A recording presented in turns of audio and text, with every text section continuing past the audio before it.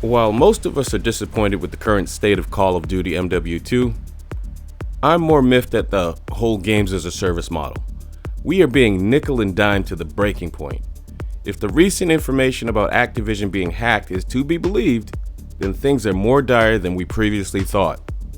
As of February 22nd, Activision has responded in a statement saying, and I quote, "Following a thorough investigation, we determined that no sensitive employee data, game code, or data was accessed." End quote. This breach allegedly took place back in December of 2022. The obtained information included a calendar showing dates for the planned season for the year ahead, as well as projects coded Jupiter and Cerberus. Now, I'm not going to get into every single tidbit and detail of the breach here, but what I wanted to focus on is the planned layout of what we are going to get in this game. 7 core maps, so that's basically going to spread out over the next 4 seasons. The kicker for me, though, is the 240 bundles total, 70 per season. How much attention and emphasis have they placed on this monetization? We are mired in a desert of content with no oasis in sight. Games as a service has been co-opted as a means to provide paying customers with content from previous games that has been rehashed and reintroduced to whatever current game the developer has put out for the year. It's treated as a license to sell junk. These publishers and developers collaborate to do as little as possible while providing a bare bones, stripped down product. The current trend of games as a service proves this out. Reliance on member berries, and the touch of nostalgia brought on by naming new games with titles from older games that were actually good is insulting and manipulative. The days of waiting in line at GameStop for the release of your favorite game, be it Halo, old school Modern Warfare, or what have you, are gone.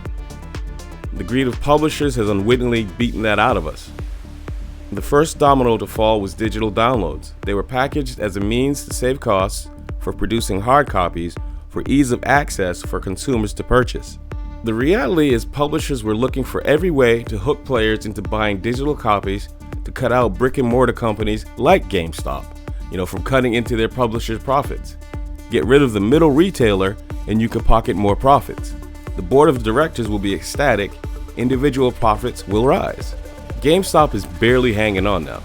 The next domino was always online. There used to be a time when you didn't have to have an online connection to play a game. Now, you can't play without being online and connected to the developer's servers. Every time you log into your game, it scans your system and gathers data on you in order to track your habits and interactions. The infamous patents filed by Activision show how far these companies are willing to go to get you to spend more money. They are constantly searching for a balance of engagement that will keep you playing while constantly manipulating your gameplay interactions with other players, while also pushing products like bundles at each and every opportunity they get. Remember 240 bundles with 70 bundles per season? How many maps are we getting again? Why can't we get a map pack bundle instead of skins, tags, emblems, gun skin bundles? I'll tell you why. It's far easier for the majority of the 3,000 devs, salesmen really, working on producing bundles than it is to make, review, playtest, and proof maps. It's far more cost effective for them as it takes less time to come up with a bundle. Who are they targeting? This game is rated 18 plus, and we all know that there are a ton of underage kids playing the game. This is their target audience. Impressionable kids that will spend their last penny and their parents to buy a cool looking bundle. That looks like Ronaldo, Neymar, you name it. Look at how goofy some of the operators became in the past Call of Duty games, with all the outlandish costumes and collabs. Now I know this is supposed to be an arcade shooter, but come on, that's the third domino to fall. According to the hacked information, they mentioned more potential collabs. To be open and honest, I bought the black CDL skin, they got me too. I wanted to blend in and move around the maps, not sticking out. That was my rationale. I'm sure plenty of you felt the same way too. Was it an advantage? Yes. Was it pay to win? I wouldn't go that far, but there's an argument. Why else would they go ahead and change the skin to show more red than what you purchased? They said it was too powerful and provided too much of an advantage. As far as I know, I still showed up on the minimap. If I was out of radar range, then there's your argument. So they nerfed it. but somehow they can't seem to get cheaters out of the game. Who's at more of an advantage? Me and my CDL skin, or someone that has wall hacks and aimbots? You decide. The reason why cheaters are not really banned in this game is simple. They promote and sell product. How many of you have watched Warzone 2 players that you in your heart know are cheating? Are they really skilled players out there? Heck yes. Are there cheaters out there in the wild? Yes. Those are the people that are getting banned and removed from the games. The developers will say how well their Ricochet anti-cheat system works. Somehow, they seem to miss these big-time players that they invite to have early access to games. Why not have different players of different skill sets come out and play? Wouldn't they get a better snapshot at how the game is played by their customer base? The people that actually purchase the game. Wouldn't that ultimately help them make a better product? One would think so. Activision and the developers have opted instead to use paid advertisers. Yes, that's what they are. Paid advertisers. To promote and sell you their games. It's one infomercial after the next. I mean, look at them. Look at how they act. The hype men and women come out and say how great the game is, and they all look so excited and surprised on their thumbnails, with their wide open gaped mouths and bugged out eyes. But now, something is amiss. The tipping point has arrived. Far too many people have called out this game for its gameplay, lack of content, maps, you name it. Even the paid actors have had to tone down their, over-the-top rhetoric and throw some shade at the game, just for the sake of looking like, hey, I'm with you guys. No, really, I'm not cheating. No. The bottom line is simple. Businesses will do what they do. They are here to make money any which way they can, period, point blank.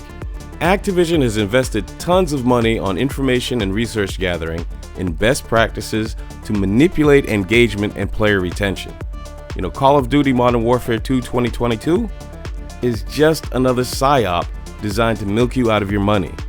Play it as such. Buyer beware. And so with all that, being said, I just wanted you guys to, learn how the system is being manipulated against you and play the system. Don't let the system play you. Okay, so again, have a great day. It's your time. Thank you for sharing it with me. Take care of yourselves, all right? Peace.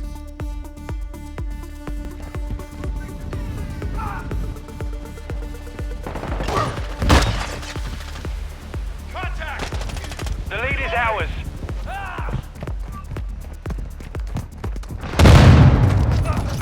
We've lost the lead.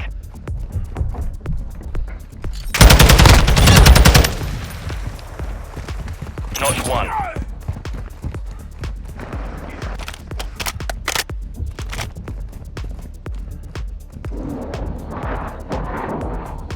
Friendly cruise missile inbound.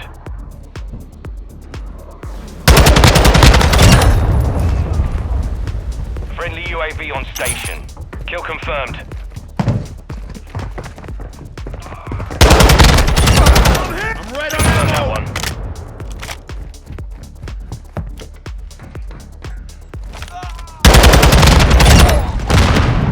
Tag secure. Kill confirmed.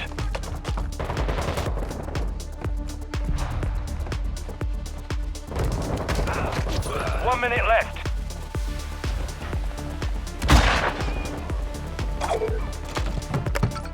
Ammo here! I'm reloading!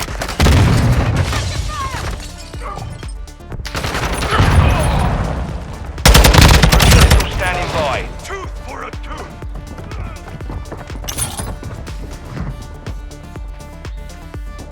Reloading! Final 30 seconds.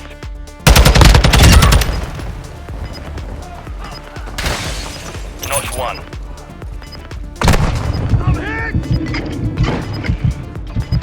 Moving target area marked. You're cleared hot. Trojan 6-6 cruise missile away. What's up, y'all? Damn! Impact. Good effect. Covering your six! Confirm that one.